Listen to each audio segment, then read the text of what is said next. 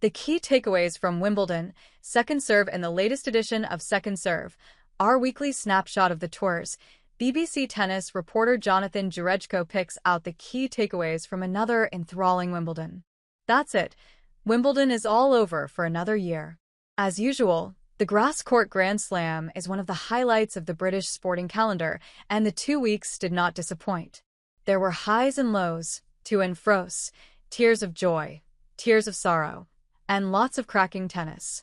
Here are the main takeaways from the 2025 championships. Sincer's here to stay.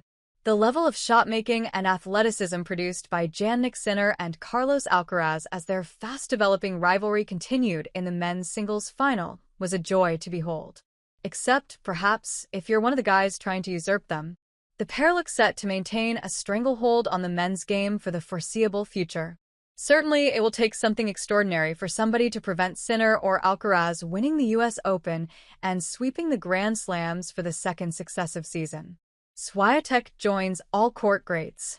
Few would have picked IGA Swiatek pre-tournament as their women's champion. But the 24-year-old Pole has now won majors on all the surfaces after needing just 57 minutes to beat Amanda Anisimova in a scarcely believable 6-0, 6-0 win.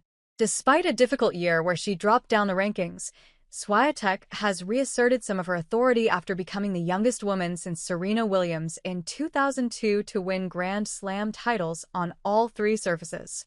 Time catching up with Djokovic. In truth, this has been apparent for a while. Novak Djokovic has not won a major title since the 2023 US Open, and it was widely accepted Wimbledon represented his best chance of breaking the Sinner-Alcaraz duopoly. The 38-year-old Serb continues to defy the aging process, but losing to Sinner in the semi-finals, ending his bid for a standalone record 25th major title, was another indication he doesn't have enough in the tank to match the young guns. Humans versus technology.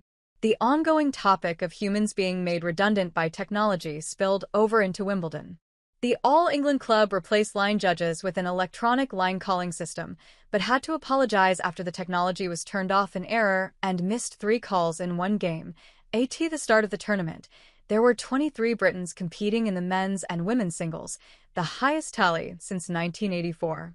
Cameron Norrie and Sonai Cardle were the standout performers to reach the second week, emerging from the shadows of Jack Draper and Emma Raducanu.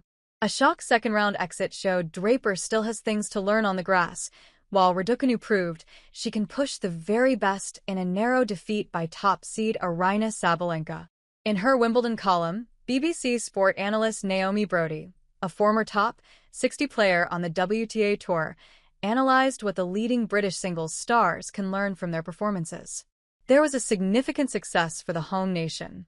Julian Cash and Lloyd Glasspool became the first all-British pair to win the men's doubles in the Open era, showing on the biggest stage how they have developed into one of the world's leading teams.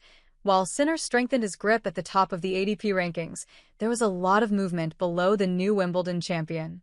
Russian Andrei Rublev regained his place in the top 10 after a run to the 4th round, while Italy's Flavio Cobolli, who reached his first major quarterfinal, has cracked the top 20. But the biggest climbers among the top 100 were Poland's Kamil Majchrzak and Chile's Nicolas Jarry. Majchrzak reached a major 4th round, having previously served a 13-month doping ban, while Jarry, who has an ear condition which affects his balance and vision, came through qualifying to reach the last 16. On the flip side, former world number 1 Daniil Medvedev was the biggest faller in the top 20 after his shock first-round defeat. Greece's 3-time major finalist Stefanos Tsitsipas, France's huge-serving Giovanni Pesci Pericard, and Spanish veteran Roberto Bautista Agut also dropped after losing in the first round. In the WTA rankings, Swiatek has rejoined Aryna Sabalenka and Coco Gauff in the top 3, while runner-up Anisimova has broken into the top 10 for the first time. Switzerland's Belinda Bencic continued sound progress in her comeback after having a baby. The former Olympic champion has returned to the top 20 by making the semi-finals. Surprise quarter-finalist Laura Siegemund, 37, was the biggest climber in the top 100, with Russian Anastasia Pavlyuchenkova, who beat Cardle in the last 16, also jumping sharply. The biggest fallers are the surprise packages from last year, who could not defend their mountain of rankings points. The 2024 champion Barbara Krejcikova became tearful as she lost all energy in her third-round defeat and, after an injury-hit season, has dropped out of the top 70. Italy's Jasmine Paolini was unable to back her run to last year's final, while Croatia's Donna Vekic, who reached the semi-final last year, lost in the second round. Raducanu, despite her encouraging performances, loses her British number 1 status after falling short of her last 16 run 12 months ago. Hey friends, if you enjoyed this video, don't forget to give it a like. Got a question, opinion, or suggestion? Drop a comment below. I read all of them and I often feature interesting ones in my next videos.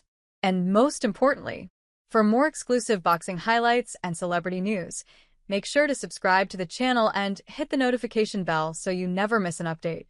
Your support helps us grow and keep bringing you awesome content. See you in the next video. Stay safe and take care.